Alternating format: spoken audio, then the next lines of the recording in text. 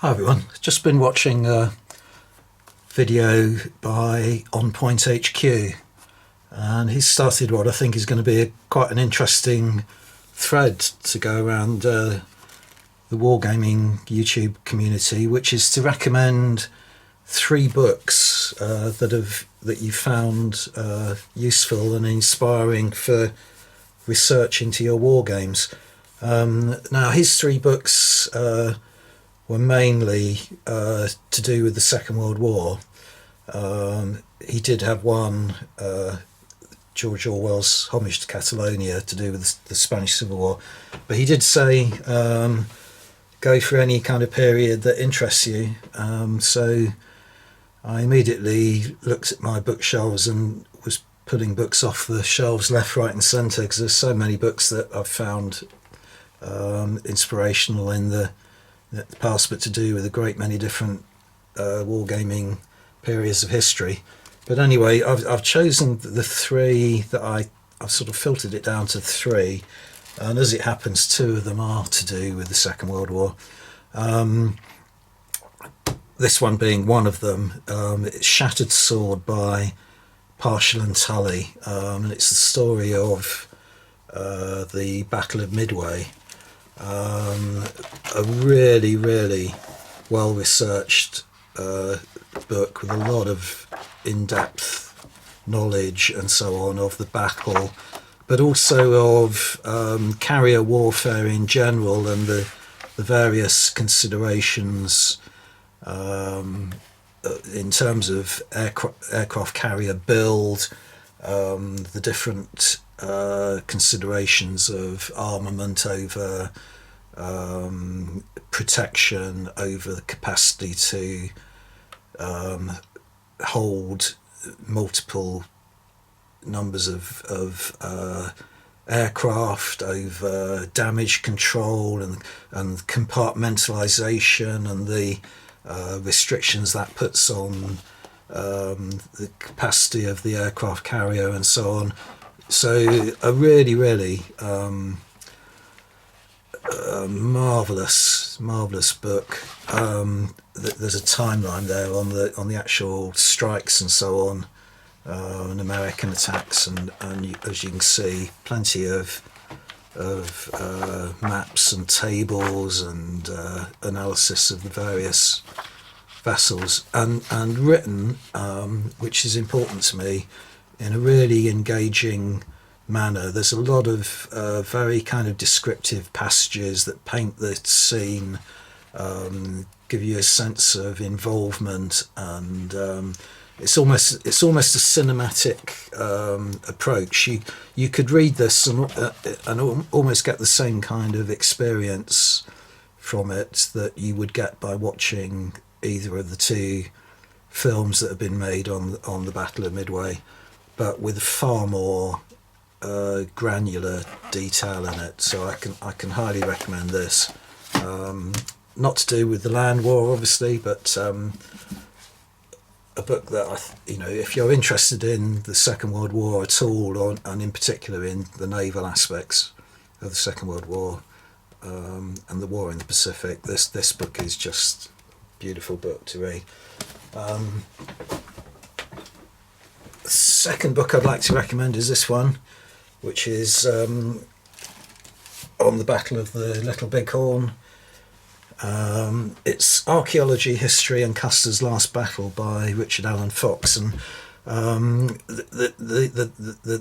intriguing thing about this book to me is the archaeology, because basically what happened, I think it may have been as long ago as the 1980s, there was a fire that took a lot of the surface kind of vegetation away from the battlefield, and it allowed metal detectorists in particular to forensically examine the battlefield and extract lots of spent cartridges and bullets and so on, as well as other items such as buckles and buttons and all that kind of thing. But it was done in a very academic and forensic way, and this is kind of almost like the report, but not an archaeological report for academic studies. It's written for the general reader, giving the general reader an understanding of what has been discovered in recent years about the battlefield, which actually counters a lot of the kind of mythology and previous kind of preconceptions about how the battle was fought and what actually went on. They're able to actually they're able to actually kind of analyze the various cartridge cases and bullets and so on in the way that a modern day criminal investigator would do, so they can actually see from the percussion marks on the cartridges and so on, and identify which particular weapon or even sometimes which particular individual fired the bullets, and somewhere in here there are maps showing the positions that the here I think that this is one of them, individual Indian positions and pathways represented by .44 caliber cartridge cases. So in other words, they are following a one particular individual around the battlefield, collecting the cartridges that have got the identifying marks of a particular weapon, so they can see where that individual was at any one particular time and where he moved to and so on.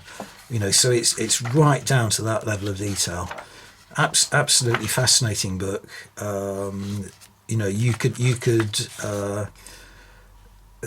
You'd be hard pressed to find another battlefield like it, in a way, one that was quite so well contained, that it allows you to kind of make this kind of very microscopic analysis of a battle. So even if you're not interested in the wars on the plains, for instance, or Custer, it's still got an interest in that respect.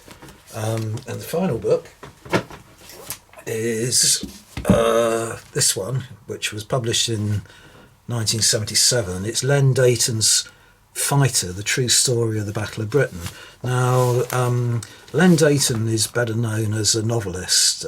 He wrote stories such as The Ipcress File, which was turned into a film in the 60s, was it? Michael Caine starred as the main character. And basically, he had a strong interest in World War II aerial history, and so he wrote this book, and it is a work of history. It isn't a novel. It's very well researched. It shows a lot of his knowledge and gleaned understanding of technology and the history of the battle. Loads of detail in here. There's a picture of him here that's sort of proving his strong interest in the subject. I think that's Len Deighton there, and he's actually speaking to Adolf Galland, who was one of the principal German fighter pilots during the Battle of Britain, who survived the war. Sometimes can be seen on TV documentaries. Well, he's long dead now, but for instance, he was interviewed for the World at War series. But Len Deighton had this particular interest in this subject, and he's written a really engaging book. Again, it goes back to this thing that I was saying about Partial and Tully's book on Midway, that a novelist can bring aspects to a history that sometimes a very dry academic historian can't. That he can flower the language so that it engages the reader while still informing them. So I would highly recommend this book as well.